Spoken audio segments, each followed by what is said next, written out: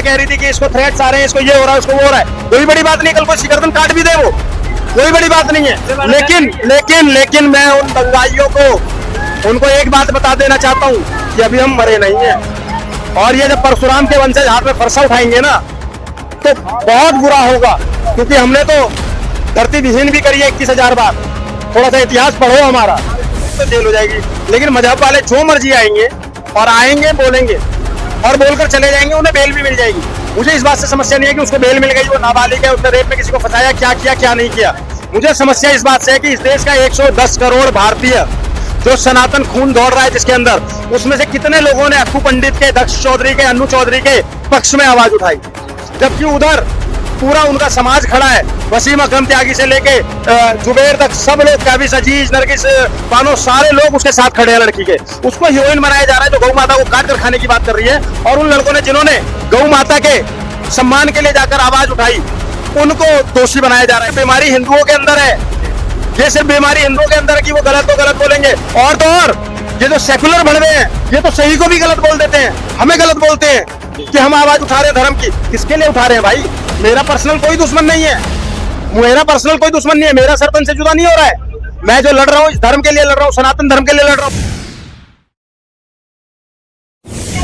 आप कहना चाहेंगे भाई जिस तरीके से गौ माता को खाने की वो लड़की बात करके गई, ठीक है, आप फरजाना को जिस तरीके से छोड़ देगा नाबालिग बोल करके, और दूसरी जगह एक चीज और देखी गई, जो है अब अक्कू भाई को, दक्ष भाई को, इन सबको गिरफ्तार कर लिया गया, और जो लड़कियों ने यहाँ पे उनके लिए आवाज भी उठाना चाहिए तो उनके ऊपर भी जो ठेठ आ रहे उनको भी धमकियां दी जा रही है।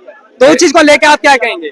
मैं ये कह रहा हूँ, वो लड़की सबसे पहले यहाँ आके डिबेट में ये बोल के कि मैं गौ को काटूंगी, उसको गाय को काट के खाऊंगी, रोक मिले तो रोक सकते हो, ठीक है, जिसमें दम, और हिंदू कोई धर्म नहीं है। और प्लस उसके बाद में योगी के लिए बोल के गई थी, वो गंजा क्या करेगा, दूसरा अमित शाह के लिए गाली थी, उसने सब हिंदुओं को गाली दी, फिर उसके बाद में गौ माता को गाली दी और बोली काट के खाने के बाद में, और बोल रही थी 555 में मेरे घर पे आ जाना, ठीक है।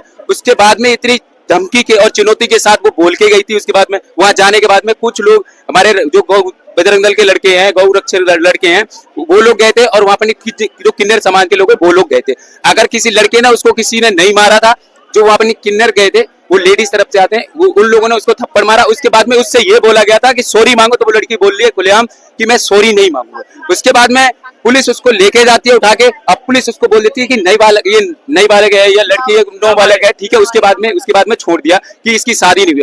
उसके प्लस उसके जो पड़ोसी हैं वो अपने मीडिया वाले जा रहा है उसमें देखी जा रही है, और पड़ोसी से उसके पूछ जा रहे हैं, उसकी बहन की भी शादी हुई, उसकी भी शादी होगी, दोनों का डिवोर्स हो गया है। और सुनो मेरे बाद में जो मेरी जानकारी, उनकी दोनों की डिवोर्स हो गई है। उसके बाद में उसने एक बगल में ही वो जो लेडीज थी बगल में, उसके घर वाले को उसने उसमें कहते रेप केस में फंसवा दिया उसको, और उसको कहते जेल में बंद करवा दिया। प्लस दूसरे व्यक्ति से उसके परिवार में, मतलब दूसरे इसके जो परिवार में और उसके घर के सामने जो लोग हैं उसके लिए कहते उसने भी ऐसा कोई रेप केस का मामला किसी उसमें चुंगल में फंसा के उसने 5 लाख रुपए की मांग करी, और उसने कुछ पैसे दे दिया ना देने की वजह से। और वो लड़की रोज हमेशा उसका यही काम है, किसी से लड़ाई करो। जी एक सवाल मैं और करना चाहूंगा, अब आप उनके लिए क्या कहना चाहेंगे, अक्कू भाई के लिए और दक्ष भाई के लिए, और भी अन्य लोग जो गिरफ्तार हुए हैं और उसको नाबालिग बोल के छोड़ दिया गया, और दक्ष भाई इन सबको जो है गिरफ्तार? अरे यार हम उनके साथ है, हमेशा उनके साथ रहते हैं। उन लोगों से हमारा कहते हैं कभी कभार डिबेट में वैसे हम लोग मिलते हैं, कहते हैं उनके हम हमेशा साथ है। और उसके बाद में कहते हैं वो जो अभी वो गए हैं उनने गिरफ्तारी दी है अपनी तरफ से। कुछ लोग कहते हैं वो अपने जो बजरंग दल के लड़के हैं और गौ रक्षक लड़के हैं, वो कहते हैं सुबह कहते हैं उनकी कल भी मीटिंग हुई, आज भी मीटिंग हो रही है, उसमें सुबह जाके कहते हैं जो भी है देखा जाएगा, वो अपने हम लोग उनके साथ में। लेकिन हर बार हिंदू ही जाएगा क्या? हर बार हिंदू ही जेल जाएगा? अरे अब उनके ऊपर कार्रवाई नहीं होगी? अब वो नाबालिग बोल के उस लड़की को छोड़ दिया। नाबालिग है तो फिर शादी कैसे हो गई? अब ये बात तो कहता वहाँ के लोगों ने छिपाई है, या कहता वहाँ अपनी पुलिस प्रशासन है उसने छिपाई है। अब वहाँ के जो पड़ोसी लोग हैं वो बता रहे हैं, उसके बाद द्वारा किससे वो पहली बात तो वो लड़की को भगा दिया था, वो लड़की को छिपा दिया है, ठीक है। वो लड़की को छिपाने का मतलब यही है कि कहता उस लड़की ने कहते उसके ऊपर कहता पुलिस आई वहां से छोड़ दी और लड़की को छिपा दिया गया, पैसा लिया गया। उसके बाद वो लड़की आई ना, और वो लड़की छिपाने का मतलब एक ही है कि माहौल अभी गर्म है, इस लड़की को छिपा दो, उसके बाद में देखा जाएगा। जी एक सवाल और रहेगा, ऐसे लोगों को, ऐसी लड़कियों को बचाने का कार्य कौन करता है? ऐसे कुछ जो जमीयत उलमा के जो या फिर जो फंडिंग है मोमडन्स में वो बचाने का काम करते हैं, जो ये सारे वो संस्थाएं चला रहे हैं, या फिर जो है उनके कौम के लोग ही बचाते हैं? उनके देखो अब सुनो, इसके बाद अगर वो मान लो हमें कहते हमारी तरफ से या अगर कहते किसी की तरफ से, कुछ लोग होते हैं समझदार, हिंदू और मुसलमान दो व्यक्ति हो गए, ठीक है। अब हिंदू ये मैं नहीं कह सकता कि मुसलमान भी पागल है, मैं ये भी नहीं कह सकता हिंदू भी पागल, उसमें मतलब कुछ लोग पागल होते हैं, ठीक है। अब जो कैसे जैसे उनने बोला हम लोग हिंदू लोगों को और गाय के बारे में बोला, योगी मोदी के बारे में गलत बोला, बोला कि हिंदू कोई धर्म में नहीं है। अब उसके बाद में उसने ये गलत बोल दिया। अगर कुछ लोग समझदार हैं जो उनको कहते जानकारी है, मुसलमान लोग हैं, उनने गलत भी बोला गया कि गलत है, ये बोलना नहीं बोलना चाहिए। और उसी में कोई उल्लू टाइप के इंसान है तो उनने बोला कि सही बोला, उनने बोला सही है, हम इस बहन के साथ में हैं, ठीक है। उनने ये बात बोली कि हम उन बहन के साथ में हैं, तो इसने सही बोला है। तो हर आदमी एक तार नहीं होता है, वो गलत बोल के गई है, गलत कुछ लोग उनके कहते सहमत है, कुछ उनका साथ दे रहे हैं, कुछ लोग साथ नहीं दे रहे, और गलत आदमी को तो बिल्कुल साथ नहीं देना चाहिए, हिंदू या मुसलमान। मैं इस बात को नहीं जानता। ठीक है, चलिए बहुत बढ़िया। देखिए मैं कहूँ कैमरामैन थोड़ा पीछे हो जाइएगा। भाई सर आप क्या कहना चाहेंगे? जिस तरीके से अब यहीं पे एक वीडियो थी वो वायरल हुई, उसके बाद में काफी जगह देखा गया, और जो इसके लिए बोल रहे हैं, इसके पक्ष में जो महिलाएं बोल रही है, उनको भी जो है थ्रेट्स दिया जा रहा है और अक्कू भाई को और दक्ष भाई को गिरफ्तार कर लिया गया है। तो इन सब चीजों को लेकर आप क्या कैसे देखो, इस देश के अंदर में एक बहुत बड़ी विडंबना आ गई है कि अगर आप अपने धर्म के लिए बोलोगे ना तब तो आपको जेल हो जाएगी, आप अपने धर्म के लिए आवाज उठाओगे तो जेल हो जाएगी। लेकिन मजहब वाले जो मर्जी आएंगे और आएंगे, बोलेंगे और बोलकर चले जाएंगे, उन्हें बेल भी मिल जाएगी। मुझे इस बात से समस्या नहीं है कि उसको बेल मिल गई, वो नाबालिग है, उसने रेप में किसी को फंसाया, क्या किया क्या नहीं किया। मुझे समस्या इस बात से है कि इस देश का 110 करोड़ भारतीय जो सनातन खून दौड़ रहा है जिसके अंदर, उसमें से कितने लोगों ने अक्कू पंडित के, दक्ष चौधरी के, अन्नू चौधरी के पक्ष में आवाज उठाई, जबकि उधर पूरा उनका समाज खड़ा है। वसीम अकरम त्यागी से लेके जुबेर तक सब लोग, काबिस अजीज, नरगिस बानो, सारे लोग उसके साथ खड़े हैं लड़की के। उसको हीरोइन बनाया जा रहा है जो गौ माता को काट कर खाने की बात कर रही है, और उन लड़कों ने जिन्होंने गौ माता के सम्मान के लिए जाकर आवाज उठाई उनको दोषी बनाया जा रहा है। ये दोहरा कानून है। अब दोहरा कानून और दूसरे तरीके से बताता हूँ कैसे हूँ। इस देश के अंदर में जब एक नुपुर शर्मा, हमारी बड़ी बहन नुपुर शर्मा जब एक बयान देती है तो कतर तक में हलचल मच जाती है, सोचना।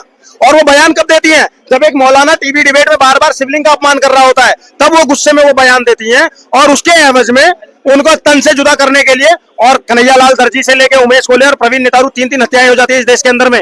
लेकिन इस देश का सो कॉल्ड सेकुलर, और सेकुलरिज्म को मैं हमेशा से भड़वागिरी बोलता आया हुआ हूँ, वो सेकुलर भड़वे आगे नहीं आते हैं कि 3-3 हत्याएं हो जाती है, सोच कर देखना। लेकिन यहाँ पर सारे लोग आ जाते हैं छाती पीटने के लिए। अबे एक बात बताओ, एक देश में दो कानून कैसे हो सकता है? अगर लड़की चाहे नाबालिग है चाहे बालिग है, अगर वो गलत बोल रही है तो उसको सजा तो मिलनी चाहिए ना।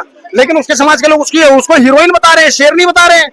आप कह रहे हो कि ये लोग, अभी मैं एक भाई को सुन रहा था, वो कह रहा था कि समाज के लोग गलत के साथ गलत बोलते हैं, सही के साथ सही। नहीं मेरे भाई, यहाँ ये दोगलापन है, ये सिर्फ बीमारी हिंदुओं के अंदर है, ये सिर्फ बीमारी हिंदुओं के अंदर है कि वो गलत को गलत बोलेंगे। और तो और ये जो सेकुलर भड़वे हैं, ये तो सही को भी गलत बोल देते हैं, हमें गलत बोलते हैं कि हम आवाज उठा रहे हैं धर्म की। किसके लिए उठा रहे हैं भाई?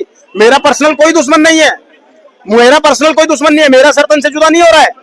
मैं जो लड़ रहा हूँ इस धर्म के लिए लड़ रहा हूँ, सनातन धर्म के लिए लड़ रहा हूँ। धीरेन्द्र कृष्ण शास्त्री को कोई आपत्ति नहीं है, उनको कोई नहीं आज जाके मारने वाला है। वो अगर 27 साल का एक युवा सन्यासी, बागेश्वर धाम सरकार धीरेन्द्र शास्त्री आज दूसरी बार पैदल यात्रा करने को तैयार हो रहे हैं, सिर्फ इसलिए कि भारत जोड़ो। कौन सी भारत जोड़ो? राहुल गांधी वाली नहीं, एक्चुअल सनातन जोड़ो यात्रा कर रहे हैं ना, तो उसका विरोध करने के लिए भीम आर्मी वाले आ रहे हैं। कौन है ये भीम आर्मी वाले? मैं आज आपके चैनल के माध्यम से एक बात पूछना चाहता हूँ, और यहाँ पर भी बहुत लोग होंगे, बहुत सारे मेरे भाई ऐसे होंगे जो दलित या SC ST उससे आते होंगे। जो रविदास जी को मानने वाला है वो दलित, और जो इसको चंद्रशेखर को मानने वाला है, दोनों में पटला किसका भारी होगा? मैं तो रविदास जी वाला मेरा भाई है, और चंद्रशेखर रावण वाला मेरा दुश्मन है, सहस्त्र बाहुसम दुश्मन है। जैसे परशुराम जी का, भगवान परशुराम का सहस्त्र बाहु दुश्मन था, ऐसे ही चंद्रशेखर रावण वाला तो मेरा दुश्मन है। लेकिन जो गुरु रविदास जी को मानता है, जो भगवान बुद्ध को मानता है, क्योंकि भगवान बुद्ध भी कहीं और से नहीं है, आप फैक्ट चेक करिए, पढ़िए, भगवान विष्णु के ही अवतार हैं। इस देश के अंदर में बहुत सारे, ये जितने भी धर्म निकले, ये कहीं ना कहीं सनातन से ही निकले हैं। सनातन धर्मों की जननी है।